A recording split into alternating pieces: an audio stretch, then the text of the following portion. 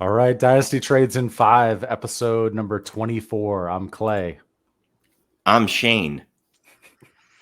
Scott, Dynasty Trades in 5 and chillin'. Let's go. Nailed it. All right, so we're talking about DJ Moore tonight. Love him. Always a fan favorite. We all love DJ Moore. Go ahead, Shane, since you love him so much. You go first. Now's the time to buy him, right? Because he's in one of his lull periods. We were talking about this off air, and he kind of is what he is, right? He's going to have these weeks where you go, everything's clicking, he's getting the targets, and the targets are actually online, which seems to be an issue in his career. And he's going to go, 12 for 115 and a touchdown, and you're going to go, this guy could be the wide receiver one. I can see it. And then he's going to have lulls like this, the last couple of weeks where Sam Darnold, unfortunately, or Kyle Allen or whoever else they have back there is going to connect on 5 of 12 targets for 40 yards. And you're going to go, wow, he gave me 9 points. So you're going to just kind of have to accept that and hope that his QB play improves at some point in his career. But you can only hope for it. You can't expect it. Yep. Scott, what do you think? Well, I mean, the good news is he's basically been able to seal off a elite target share. I mean, he's third in the league in targets this year. Hasn't been terrible, but, a lot of that was in the first 3 weeks that, he did really well. You thought this was going to be a blow-up year. Everyone was hyping up Sam Darnold. They started off 3-0, and then it's just gone backwards since. I mean, third in targets, but you're talking about not even inside the top 15 points per game. So, inefficient, but is that really his fault? And I think that's kind of been the theme with him for his entire career. I mean, I said this off air, he's got a little bit of like a Stephon Diggs vibe to him, where maybe the opposite problem with Diggs. Diggs always had an efficient quarterback, but he never got this type of volume in Minnesota except for 1 year. But then he went somewhere where he got the volume. So, I mean, I think it just takes a quarterback change. If you're talking about his value, I mean, he's pretty much been locked into a top 12 receiver for 3 years now. Basically, since his rookie year, you started to see him really, really rise. And then, after that year, it blew up. I think he cracked maybe the top 5 at one point. Mm-hmm. And he's just kind of steadily, he hasn't really done anything to go backwards. It's just there's guys that have been able to jump him.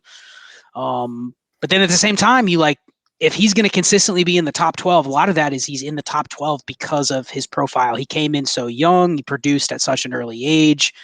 When does that kind of wear off? I look at guys behind him. We mentioned like Deontay Johnson. Deontay Johnson, the complete opposite. We already done a video on him, but he kind of came out of nowhere. No one expected this, but he's garnered elite volume his whole career.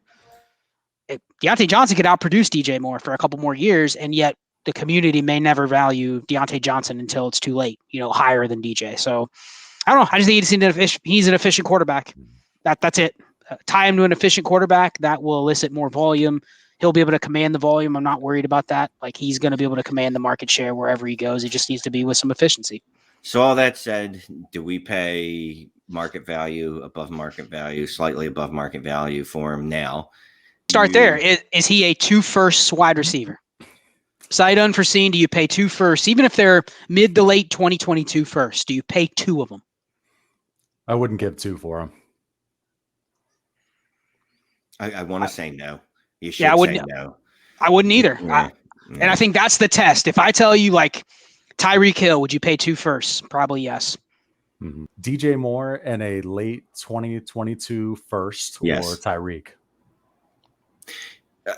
I mean, it's okay. So taking out the actual emotion and the names of who they are, you should take the Tyreek Hill side. So can we just call it Tyreek Hill stats? Okay, insert Stephon Diggs instead of Tyreek Hill. They're basically the same thing in profile-wise. So DJ Moore. I take DJ Moore for Stephon Diggs almost straight up. Like, you give me anything on the other side with DJ Moore, and I'm taking it. How about DJ Moore and a 23 first or AJ Brown? It's got to be AJ Brown. Yeah. Well, I was just going to ask you, at what point are you pivoting from Justin Jefferson, Jamar Chase, AJ Brown, DK Metcalf level, DJ Moore plus what? Mid first next year? Or are you still taking the elite guy, Shane? Super flex. It's got to be in at least a first.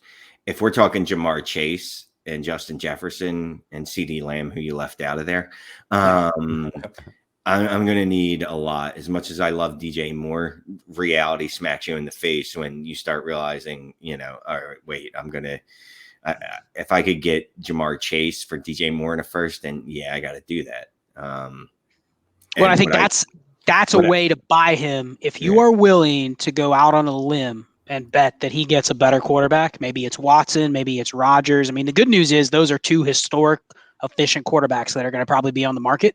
Yep. Chase for DJ Moore and a 22 first and a 23 first. Call him mid first. Like, that's the kind of leverage deal you could make, and you're betting big time on him going forward. But he could be the next Stephon Diggs. He could be the next Devontae Adams, where he locks into this role with a good quarterback, and you're going, man, he could smash for the next 5 years.